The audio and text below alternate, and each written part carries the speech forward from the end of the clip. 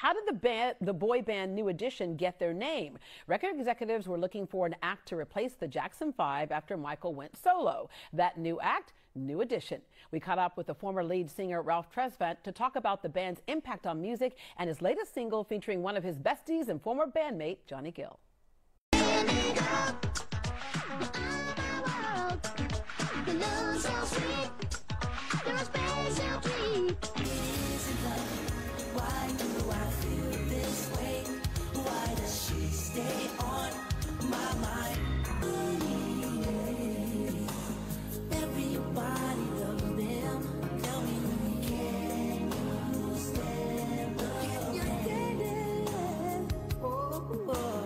Ralph, I say all the time, we know where people are. We just want to know how they got there. So we're going to talk about how you got there.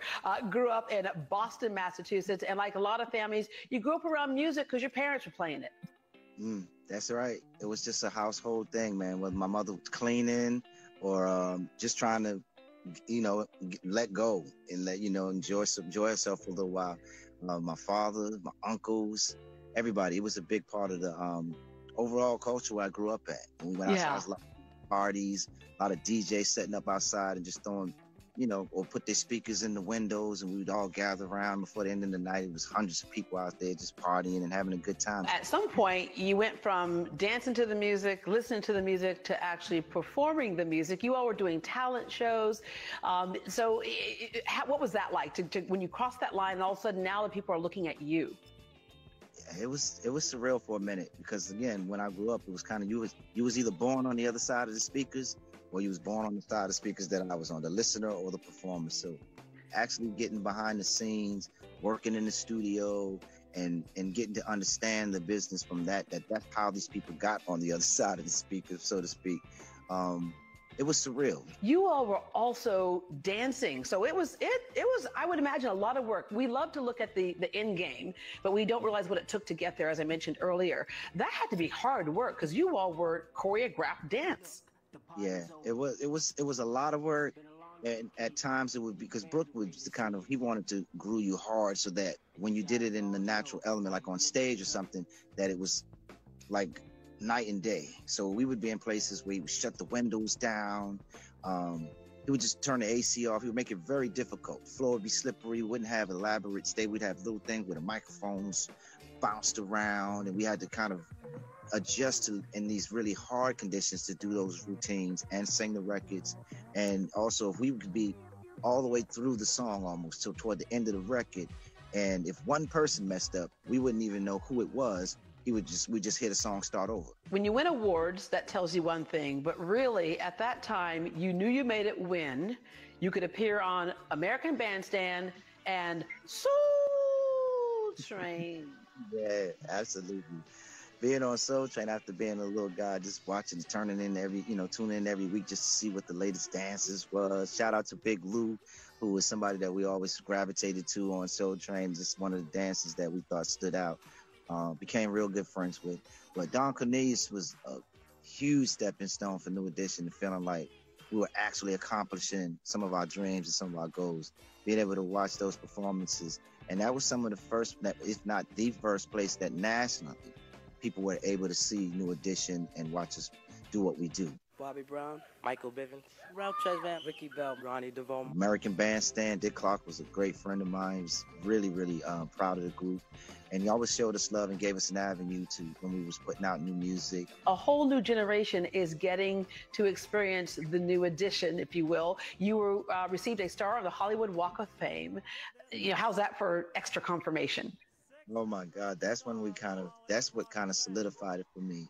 Okay, check and mate. That's what I like to call it. After all these years, that's one of those things that, you strive for. You hope that those are the type of things you can accomplish because you've seen all of the greats in front of you accomplish that.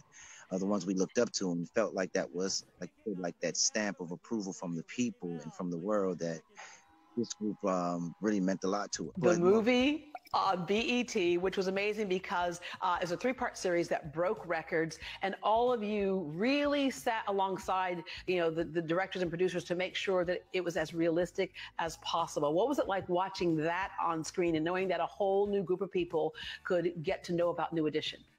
It was beautiful.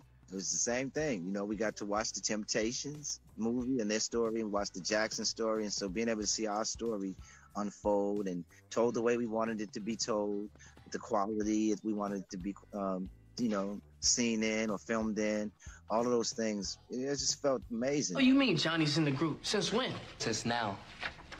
Label already signed off. Look, what? Listen, I'm sorry, man. I don't know what this is all about, but nobody told me you didn't know. Yo, not only did I not know, nobody even asked me for my opinion. This type of story that it came off, we wanted to be family oriented. We wanted everybody to be able to sit down and watch the story and enjoy the travels and the journey of New Edition. And watching it unfold was kind of like, wow, we did that. That really happened. 40 years later, you have your new single, All Mine. Yes, featuring my big bro, Johnny Gill.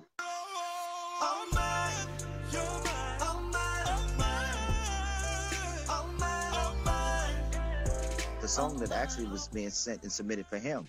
And when he heard it, he said, "This sounds like my brother." And so he sent it over to me.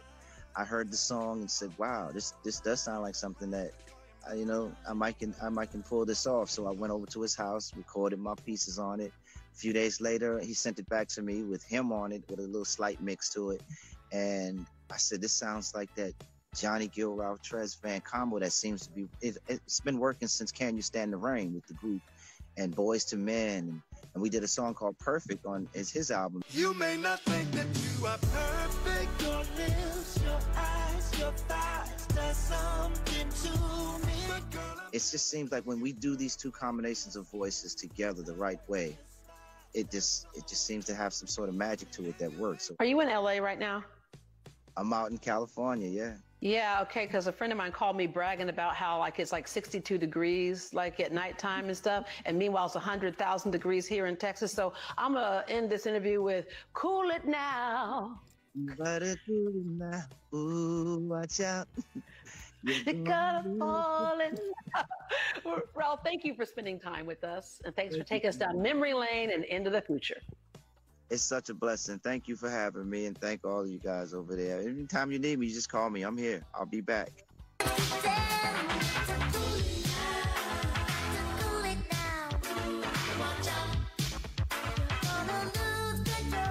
And Ralph, I don't know if you can see this here, but I actually was the opening act for New Edition at one point, if you can see right there. And it was like, I was telling Kayla, I don't know if he remembers me, but yeah, I was the opening act, and you were going to get Paula Abdul, but I came along. I was cheaper. The original Candy Girl right there. We will hear Ralph's single, All Mine, later on in the show. For more information on Ralph Tresvant, visit greatdayhouston.com.